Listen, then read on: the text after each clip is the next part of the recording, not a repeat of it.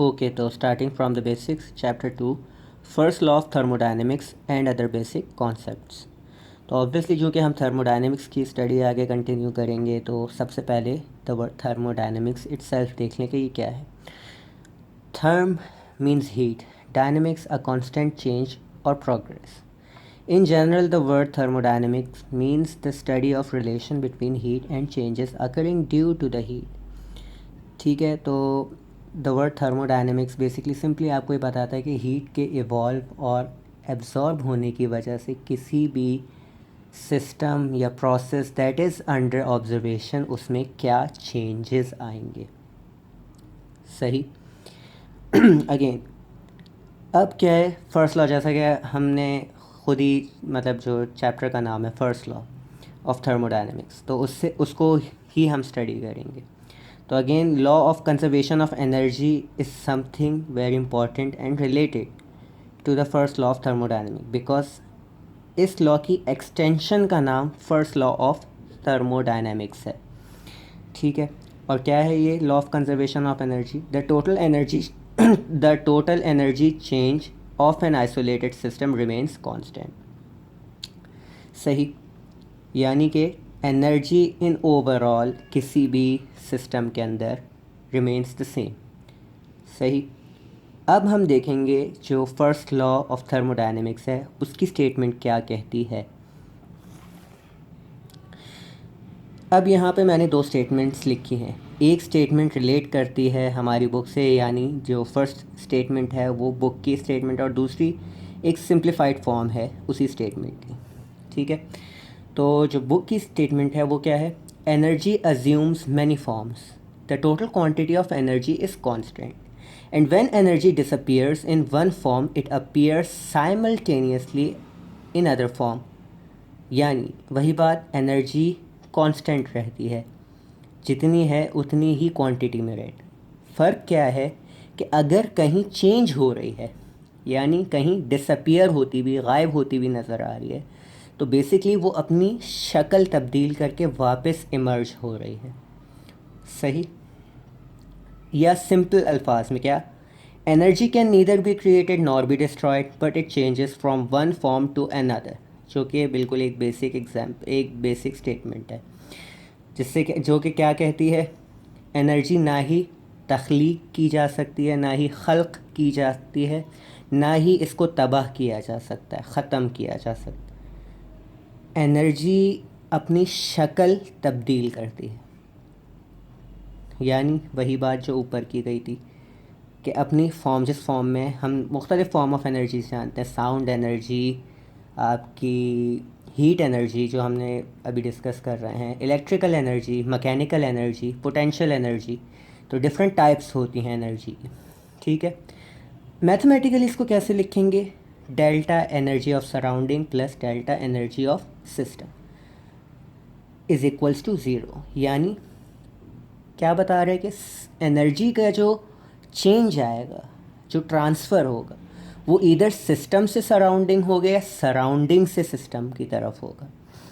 ठीक है, और जब उस चेंज का इसके ट्रांसफ़र को अगर देखा जाए और इसका सम किया जाए तो ओवरऑल रिज़ल्ट हमको ज़ीरो मिलेगा। कैसे? इसको फर्दर इन्वेस्टिगेट करते हैं। नाउ, ये एक बहुत ही सिंपल मैंने एग्जांपल निकाली थी। क्या? यहाँ पे हम देख सकते हैं एक दीवार है, उस पर कील लगी हुई है, यहाँ पे एक हैमर है। अब क्या हो रहा है कि जब हम हैमर को मूव करवा रहे हैं, ठीक है, पूरी ताकत से हम मूव करवाएंगे ऑब्वियसली, ताकि कील को ठोका जा सके। सही है।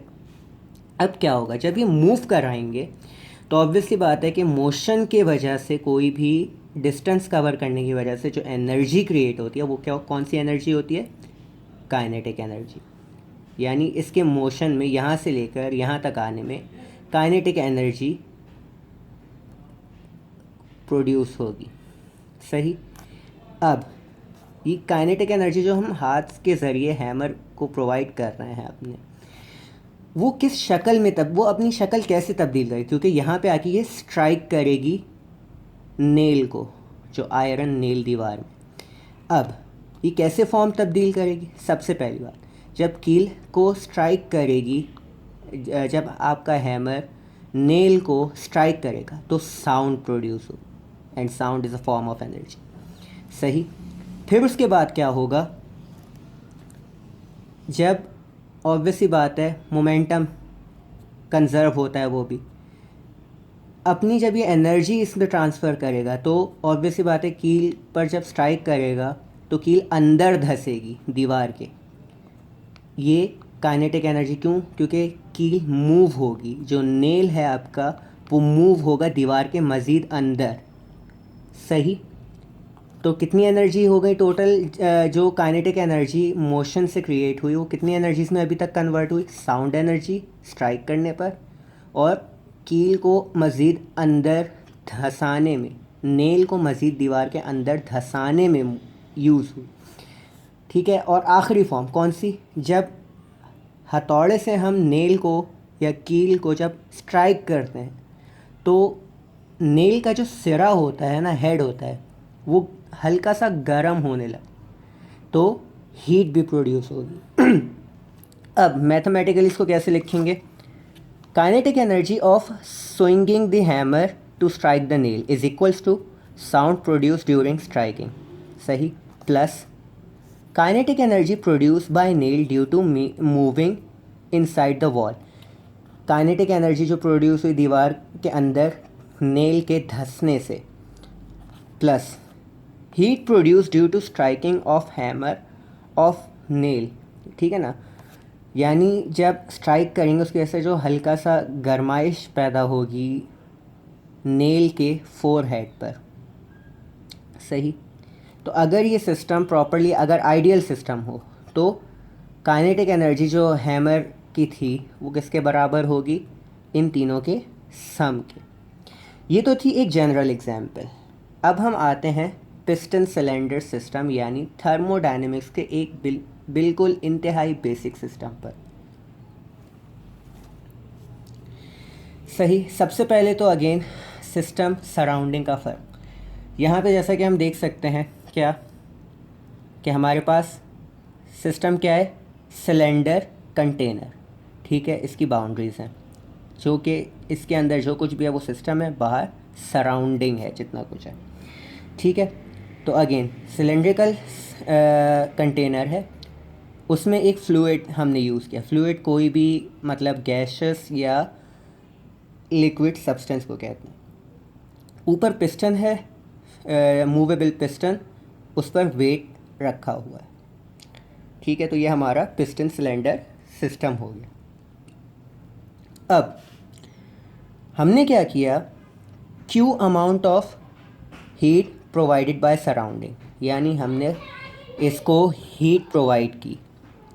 अब क्या होगा? हम जानते हैं कि for instance I am just pausing here, क्या कि हम ये बात जानते हैं कि जब भी मैटर को हीट प्रोवाइड करते हैं या फ्लूइड्स में क्या होता है कि ऑलरेडी जो पार्टिकल्स होते हैं वो ट्रांसलेशन मोशन में होते हैं, यानी कुछ ना कुछ काइनेटिक एनर्जी मॉलिक्यूल्स पजेस करते हैं फ्लूइड के अंदर। ठीक है। यहाँ तक बात क्लियर? तो क्या है, इनकी ऑब्वियसली अपनी काइनेटिक एनर्जी है जिसकी वजह से ये अंदर कंटेनर में वॉल्स ऑफ कंटेनर्स और एक दूसरे के साथ कोलिजन में है कंटिन्यूस। जब हम हीट प्रोवाइड करेंगे तो क्या होगा? वो कोलिजन्स बढ़ जाएंगे। ठीक है। जो काइनेटिक एनर्जी ऑफ मॉलिक्यूल्स है, सब जो भी फ्लूइड है हमारा, उसकी वो बढ़ जाएगी। ठीक है, इस हीट के प्रोवाइड करने के चक्कर में।